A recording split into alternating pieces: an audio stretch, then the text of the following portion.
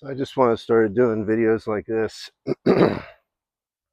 These kind of videos save my life on prep. And every other morning I have cardio to do for that matter.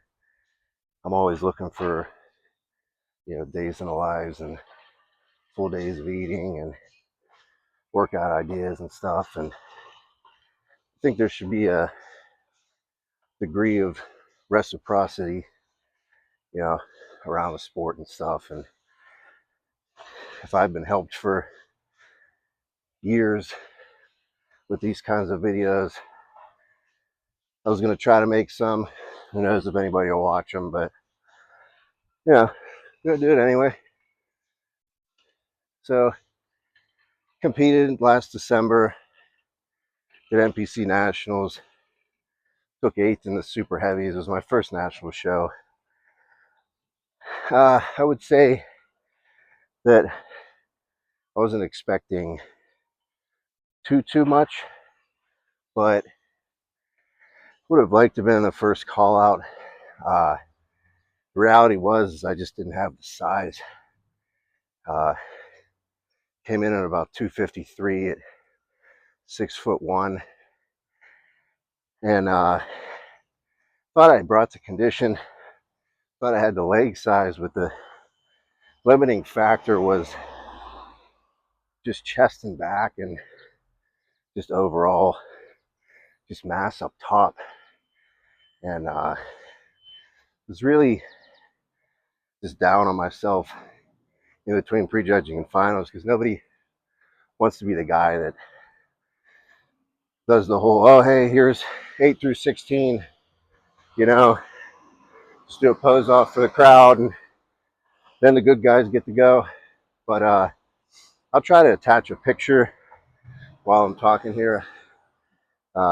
Still working the kinks on editing. I don't really know if I know what I'm doing, but I'm going to try my best. Just to refresh everybody on what the package kind of looked like. And I talked to the head judge before I came back for finals. I was actually thinking about not coming back for finals because I was just deathly ill. I caught something on the plane on the way to Dallas, but came back and talked to him, and he was real concise and to the point, and was like, you need 12 pounds, you need 12 pounds of mass. And I was really just like crushed, because like all throughout my time competing, about 15 years now that I've been doing shows, I've always had to take multiple years off seasons. And it's fun. I'm getting to the point now where into my 30s, I want to compete more. I want to keep showing up and keep trying to get better, keep trying to move up national level, keep trying to ultimately get a pro card. But 12 pounds of mass is like another 2-year off season. So I don't know. Kind of sat back, and from December to March, I kind of was just trying to get my feet back under me, and then I kept putting off a deviated septum surgery, and finally got that around March, April, and that required me to take some time off the gym so that would heal. And it really relit the fire, and I was like itching to come back. I'm like, what can I do? How can I get better? And as soon as I was ready to come back from the deviated septum surgery, I started just this massive growth phase. And I was about 267 because I was flat, and I hadn't trained for a couple weeks, and I eventually got my morning weight up to about 297. And I'm thinking to myself, like, man, this is great. I'm up to 297. My last off season before nationals, I was like 287. So, there's 10 pounds. and I'm on my way. Maybe I can compete a little bit quicker than the timeline that I thought. And I assessed. I looked at pictures. I looked at kind of check-ins, and I'm like, man, this 297 was kind of just fat and like more leg size. What the hell happened? And I thought, like, you know, my shoulders were tight last off season. My shoulders were tight all prep. I would try to, pose for the judges before the show, and they were all preach shoulder mobility, shoulder mobility. You can't get into your back double biceps. And of course, being 2-3 weeks out, that's not what you want to hear, because it's already a chore to get up and do all the things that you already need to do. And it's just the last thing you want to do is add something in to your day, and just didn't do it. And then, post show would have been a good time to do it, didn't do it. And alter the growth phase, didn't do it. You wake up tired, you're groggy, you're eating 5,000-6,000 calories. Again, it's the last thing you want to do.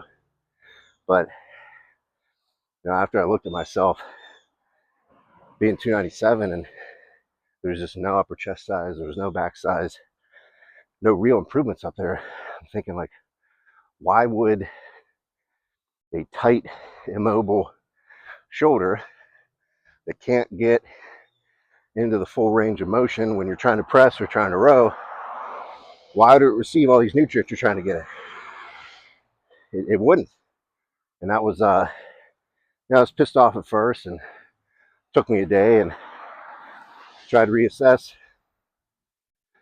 coming up with a daily stretching protocol, and I feel like it's already kind of working. And I've been dieting pretty aggressively. Actually done a 276 this morning, trying to see what's kind of underneath while I am trying to become more mobile and just try to reinvent my physique. It just needs to be more aesthetic. Gone are the days of just being an absolute freak with a big gut. They don't like that anymore. And if you're going to spend time and money on this sport, might as well bring what they want to see. Because the last thing you want to do is get in this bone dry condition and just not be aesthetic, not have a waistline, not have sweeping lats, and not be able to pull a vacuum. All things I'm trying to work on right now while I'm lighter. And there's not really a timeline now for me. I need to work on this before I do another growth phase. I think I can get away with one more growth phase before I compete again, but this is way more important because of what I learned during the last growth phase. And I took some shots this morning. I'm going to try to attach those here with the current condition of what I'm kind of looking like. And I'm going to try to go through my day of eating, how it stands currently. I'm just coaching myself. I'm just going on instinct. I'm not eating a lot of dietary fat on my training days. I am using some insulin across the day, and I'm a big believer in the more dietary fat you eat with the more carbs that you eat, the easier it is to store. And I'm trying to get a lot of fat off, so my dietary fat is extremely low, and my carbs will probably actually be a little bit higher today than what I have been eating, because I had an off day yesterday from training, and my weight came down a good 4 pounds. I was pretty happy with the assessment this morning of my physique that I did, and I just think I could get away with some more carbs today. It's a back day, and I really need help on my back. I really need it to receive the carbs today, and I think if I'm smart about it, I can get them all to kind of go there and feel a good back day. I'll try to show some clips of what I've been trying to bring up on my back, and that'll be a little bit later. And I'm just walking outside now. I typically would do the treadmill, but it's actually in the low 70s in Pittsburgh instead of the high 80s or low 90s right now, and just kind of feels nice to be outside. So I'll see you guys back for meal one, and we'll keep it going.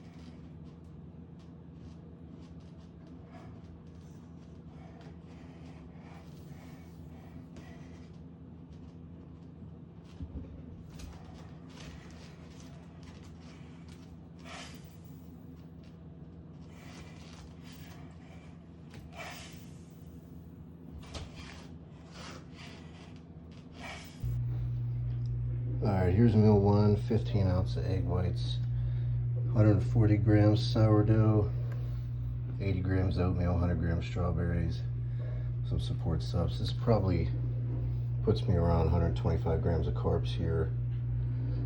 Just a little bit of fat from the oatmeal, probably 60-ish grams of protein. I'm just worried about starting the day with a lot of carbs and trying to fuel the workout later. See you for meal two. Alright, meal two, just in between training people. Sorry about meal one, how quick it was. I was pissed off that my walk took so long and I got started late, and then the new microphone I just bought to do these completely broke on the first day that I ever tried using it. So maybe I should take that as a sign, as nobody wants to watch these, but I want to power through. 7 ounces of ground chicken, 300 grams of rice, 150 grams of pineapple.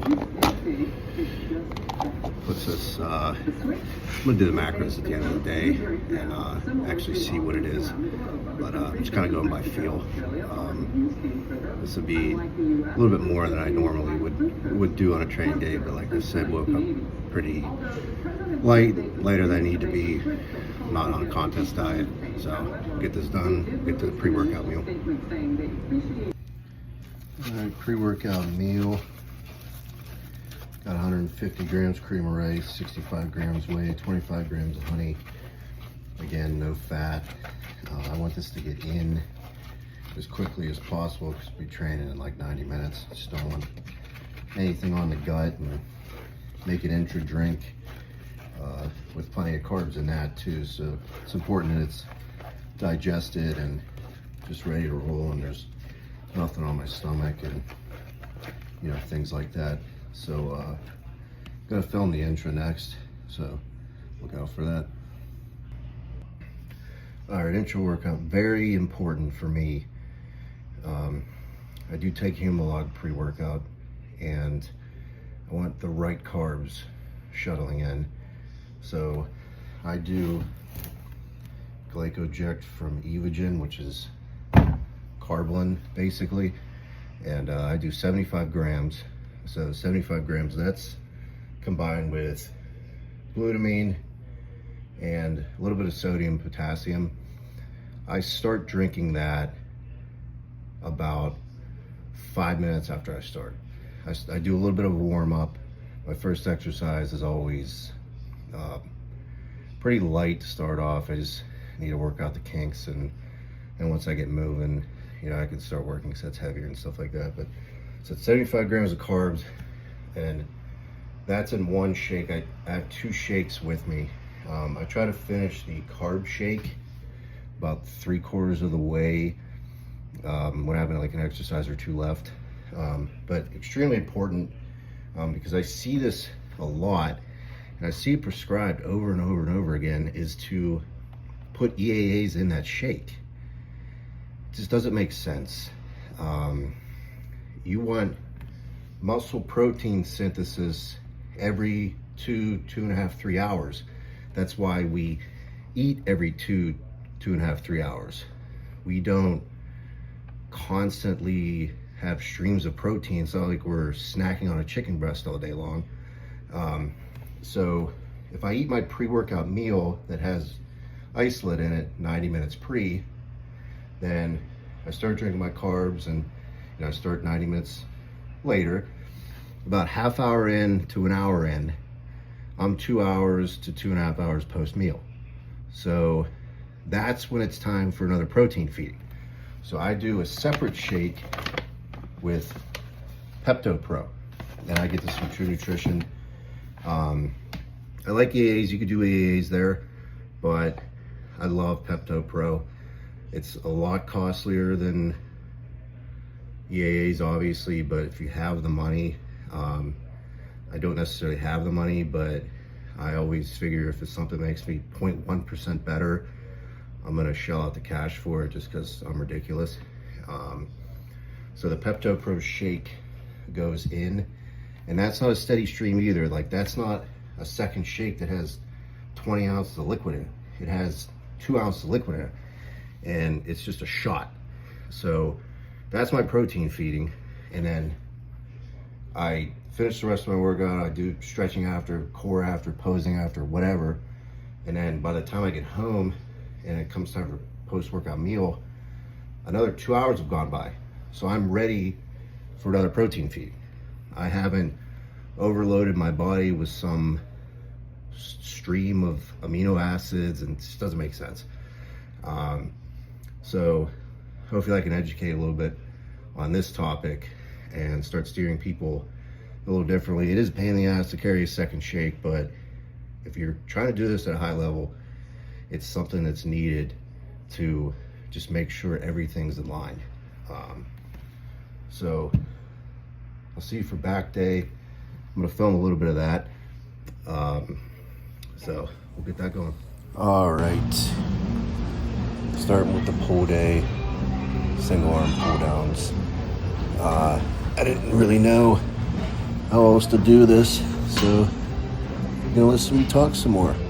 So the idea is to get into the lat, get it started, get it fired, get it stretched out, all that stuff. Not looking to break any records on this one, just looking to hit the lat, get it going, get it primed for some rows. I think everybody could use some more lats, and I know I can. This is just something I like to start on. I like to start on a single arm. A lot of times I'm tight coming in. It's been a little bit better since I've been kind of stretching, but I am not the most consistent guy doing the things that I hate. Did not do them this morning because I took a walk outside and I didn't have my gym for cardio, so whatever. This is just how it started. Actually felt pretty loose here coming in, so it looks like the work's been kind of paying off. And a lot of times, in order to get in my pocket there, and the finish hurts my tricep tendon. But today seemed okay on that finish there into the pocket that you really need to get that lat. A lot of times I twist my body or contort because my elbow hurts so damn bad, but today was good. Moving on to the pullover. This I like. I've kind of been showing people that maybe have been paying attention, maybe not. I've been doing some dumbbell pullovers mostly before leg days, just because that's the time whenever, before a leg day, you want to go in and start and get it going, get the ball rolling. But do the things you hate when you first get there, like planks and pullovers, and maybe to expand that core, expand that rib cage, look more like a bodybuilder. You're not going to do it when you just got done hack squatting, you just got done leg pressing, you're just not going to do it. So I need to start with things like that, and I need to do things like pullovers on back day on this machine. It's old school, it's tried and true. My form could probably improve, but felt my lats going. So yeah, I mean, it's not really, it's pretty self-explanatory. I want to start with my lats. I think if I can get that sweeping lat look, it'll help my front double, help my front relaxed, and it just makes sense to start there. These first two exercises, I don't mind doing a couple forced reps on those back off sets. I don't know, anything to give me more lat. I'll sacrifice the row strength. I'm not the strongest rower in the world, especially with the tight shoulders. So the more lat work that I can get with forced reps, I don't care about fatigue. I've never cared about fatigue. I don't believe in it. But so pretty soon we'll be moving on to some sort of row, hopefully, after I struggle with these partials. Okay. Finally starting with some rows. The idea is to work upper back first. Pretty weak on upper back. If I try to do kind of like a lat row first, I just end up using 125 and just look like an idiot. Somebody that tries to look all big and muscular and wear a tank top like a douche and just run 1/4. But I had 4/4 on there, still not impressive at all. But I felt it, and I felt like my form was decent. I did notice my form's kind of creeping back a little bit, which means my elbows were not staying flared like I wanted to on that 4/4 set, but I think they got better on this 3/4 back off here. This felt so nice on this 3/4 back off that I actually faced the fatigue goblins again, and I turned this into a triple rest pause. Pretty soon you'll see that after I continue to struggle here. Maybe. Oh yeah. Okay. Heavy breathing. And leaning out a little bit, but still breathe extremely heavy, especially when bent over. Here comes the second part of the rest pause. Yes. Yeah, I mean, nothing else to say. Sometimes I don't do any more than 2 sets on an exercise, so I consider that low volume. So anytime I'm kind of feeling a rest pause and when things are feeling where I actually want them to, which doesn't happen a whole lot, especially on back, I'll go into rest pauses and maybe drops or things like that. Alright, moving on to this machine row. I'm the only one in the entire world that does it. I put my flex grip on this low hammer strength row, kind of like a DY row, and I stand and I get kind of like a low to high, kind of like a Terry's type row. I don't know, it's just always felt good for me. Never really see myself on video doing it, but it's just always felt good. Let's see, row. This just kind of bends. everything together. I mean, we started with 2 lat movements that were kind of high pulls and 2 kind of upper back rows, and then this, I was trying to keep my elbows in. It kind of looks like they were flaring a little bit more than I want. I like to think that's because my lats are so big, but that's extremely not the case. But I felt like they were tucked in. So yeah, I kind of blended the whole back day together there. I took a slight break from pulling things to curl some things. Next. Hopefully that's going. That's my partner, Skyler. Helping with the force reps and looking handsome.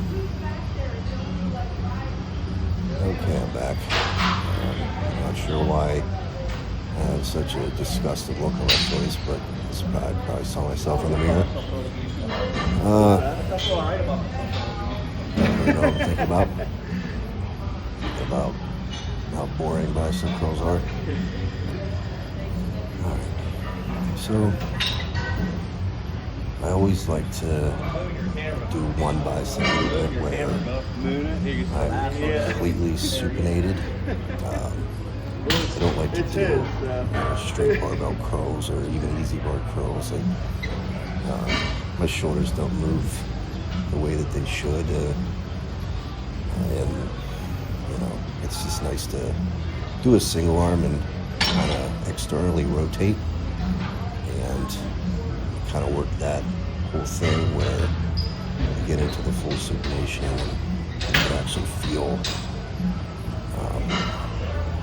you know, the bicep working and firing, and even more if you get rid of that momentum, to where you're not, you know, you're fixed in a machine. It's just a lot nicer. So while the biceps kind of still fresh, the back's kind of relaxing. I'd like to get into where I can get the most stimulus out of the bicep, which would be something like this. You could do a dumbbell, whatever. I'd like to do a machine. Alright, so now that the back end, the bicep are, oh, there's Skyler again. Must have, still an amateur editor. Okay, so here was the rear delt that we picked today. I actually kind of burnt out on the rear delt and then kind of turned it into like a shrug. I got that from watching Jordan Hutchinson and Justin Abbott's videos. So we finished with a single arm hammer curl. Again, fixed. You know, we have our arm brace in the preacher pad, and you know, if I try to do a hammer curl, I'm just standing straight up. I just feel other things working, which is not what we want to do. So we finished here. We actually supersetted the rear delt and the hammer curl. Just did 2 sets of each. And that bicep's mutilated because I tore it. And that's good. Meal 4 post-workout. 140 grams cream of rice, 60 grams whey isolate, 1 extremely large apple, Humalog again. Show those nutrients in the muscles we just did on pull day. I'm going to try to edit that video, and hopefully what you just watched doesn't look like an amateur did it. Like I said, new edit, but hopefully it gets better. And yeah, we're just going to wait till meal 5, so see you back for that. Alright, meal 5. 7 ounces of chicken, 200 grams of rice, 140 sourdough, 50 grams of random pineapple that I had left that didn't make a full meal, so just threw it in here. Started doing some math as the day was on. After this meal, I will be at around 860 carbs. I can already tell I'm probably gonna be pretty full after this meal. But I have one left. I already made a Ninja Creamy for it, so there's the protein intake covered. The only thing is I could add carbs or fats or neither, or one or the other. That's just gonna depend on hunger. 860 carbs is great for today. It fueled the training well. I'll probably have a baseline weight jump up tomorrow. But I am gonna walk the dog here probably in between meal 5 and 6, so that may kick on hunger again, and if it does, you'll see in meal 6, and if it doesn't, I'll just have the creamy. All right. Meal 6, I did decide to add something to my creamy, and it is the John Jewett oat cake. He's posted the recipe tons of times, so thought I'd have some fun and channel my inner John Jewett and finish the night just like him. Hopefully it makes me huge like him. And I will finish this by posting the macros, and hope you all enjoyed.